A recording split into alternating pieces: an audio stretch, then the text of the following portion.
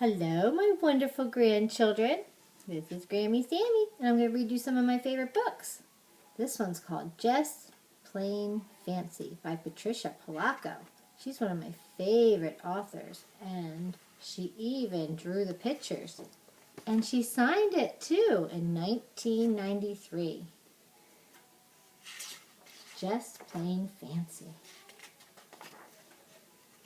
Caleb and his two daughters hurried along Lancaster County Road in their buggy. Cars whizzed by them, but they paid no mind. Clop, clop, clop went the horses' hoofs on the pavement.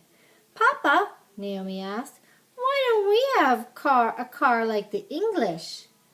"It's not our way, child. We are in no hurry," he said as he drew up the reins and slowly directed the horse into their farmyard.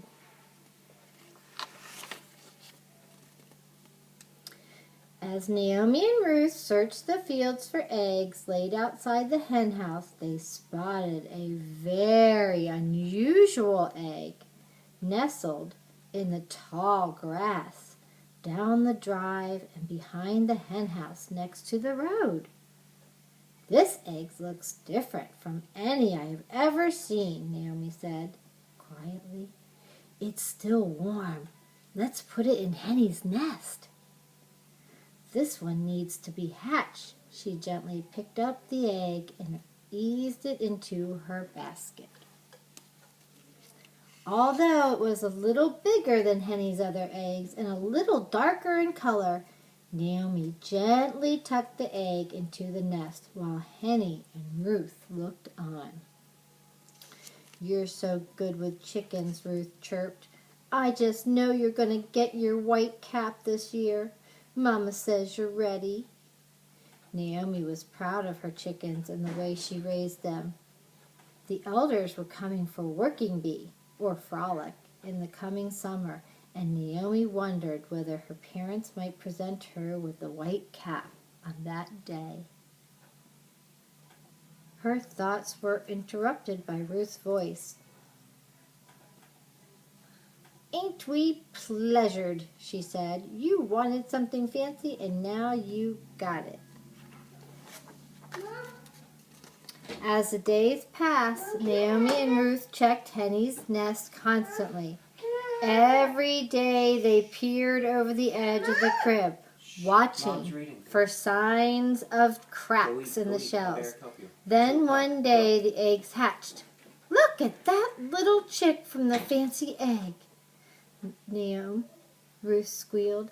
"That egg was fancy inside and out, wasn't it?" said Naomi. "Fancy? That's just what we'll name this chick. Fancy, fancy, fancy, fancy," Ruth sang out as she jumped about. Naomi smiled and clapped her hands. All that afternoon the girls stayed with Henny, watching and studying their special little chick. Weeks passed. Henny's chicks grew quickly and soon were scratching around in the dirt. They had all lost their yellow down feathers and had grown bright white ones, all of them except Fancy. Fancy looked very different from the others. There was no doubt about it. This chick wasn't plain. It's wintertime in this story.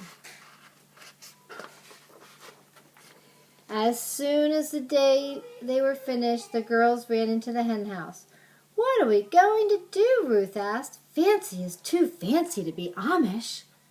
Then Fancy ruffled up his feathers and did something that took their breath clean away. What is it?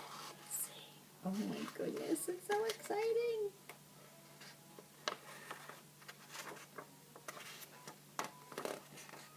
The next morning, the neighboring Amish folk arrived for the frolic. The men and the boys helped add a stable onto the Velik's barn.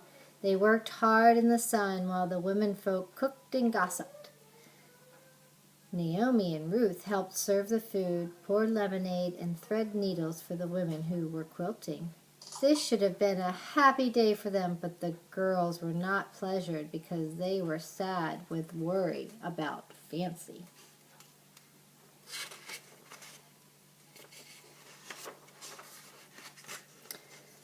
When she had served the last ladle of lemonade, Naomi started towards the hen house. Just then she noticed the open door, but before she could get there to shut it, Fancy darted out and ran toward the gathering, flapping his wings. "Oh no, Fancy!" "Oh no," Naomi called out. "This is all my fault. I wanted something fancy. I should have known better than to make that kind of wish." Tears ran down Ruth's face when she saw what had happened. "Poor Fancy," she cried. "Now he'll be shunned."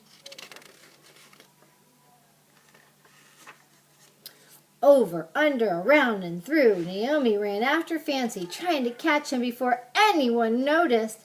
And that's about the time that Fancy decided to head straight for the elders. He flew at Martha, the oldest member of the gathering, adjusting her glasses. Martha did. She gasped as he flew over her head just before landing on the clothesline where the quilts were airing. "Please don't shun him," Naomi cried. "I did this. I made him Fancy," she sobbed. At that moment, pleased with all the attention, Fancy ruffled his feathers and did for the guests what he had done for the girls in the hen house the day before. Those who weren't speechless were stunned. Oh no, what were they looking at? Let's see. Oh my goodness, look at that. Fancy wasn't a hen. What was she? "Dry your tears, child." It was Martha who finally spoke. "This ain't your doing. This be God's handiwork. Only He could think up colors like that." "You mean you aren't going to shun him?" Ruth asked. "One can only be shunned for going against the ways of our people," Martha continued. "This is no plain old chicken. This must be one of God's most beautiful creations. He is Fancy, child, and that's the way of it."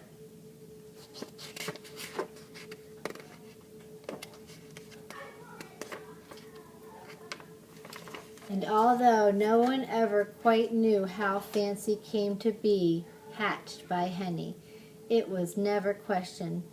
Plainly, it was a miracle, and sometimes miracles are just plain fancy. So Fancy was a peacock with those beautiful feathers. I love you. I hope you guys are doing well.